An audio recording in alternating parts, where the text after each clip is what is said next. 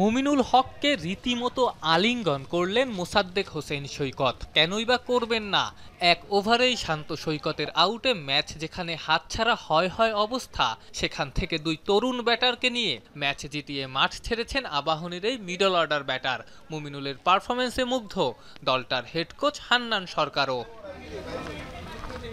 তেমনিভাবে এবারের ঢাকা প্রিমিয়ার লিগে মুগ্ধতা ছড়িয়ে যাচ্ছে হান্নানের আবাহনী লিমিটেড। নানাবিধ পরিস্থিতির সঙ্গে বাজেট স্বল্পতা, মোসাদ্দেক শান্তবাদে দলটা ছাড়তে বাধ্য হয়েছিল সব ক্রিকেটারকেই।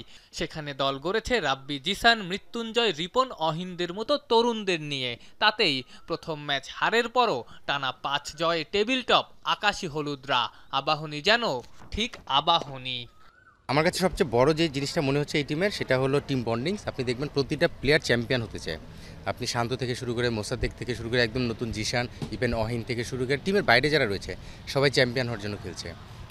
আমার মনে হয় অনেক বড় দল আছে এই টুর্নামেন্টে, এই লিগে, বাট চ্যাম্পিয়ন হওয়ার মনোভাবটা অনেকের মধ্যে আছে কিনা আমি ডাউট। আমি কাউকে ছোটো বড় করছি না, কিন্তু আমার দলের সেই প্লেয়ারদের প্রতিটা মানুষের মধ্যে সেই চ্যাম্পিয়নের ক্ষুধাটা রয়েছে, যেটা আবাহনীর থাকে। এই টিমটা অনেক বড় টিম এবং আমার মনে হয় যে রেজাল্ট ওয়াইজ যদি আপনি দেখেন, আমরা সবসময় ভালো ক্রিকেট খেলি। সো প্রথম ম্যাচ হারার পরেও আমাদের বিশ্বাস ছিল যে না, এই টিমটা ঘুরে দাঁড়াবে এবং আমরা লাস্ট কয়েকটা ম্যাচ ভালো ক্রিকেট খেলছি। যে কোনো ক্ষেত্রে লিগ্যাসি অনেক গুরুত্বপূর্ণ। আবাহনী যেন সেই লিগ্যাসি বহন করে যাচ্ছে। বর্তমান চ্যাম্পিয়নরা টানা কয়েকটা আসরেই টপ ক্লাস ক্রিকেট খেলেছে। পরিস্থিতির বদলেও সেখানে গল্পের বদল নাই। আফনান পিয়াল, যমুনা স্পোর্টস, ঢাকা।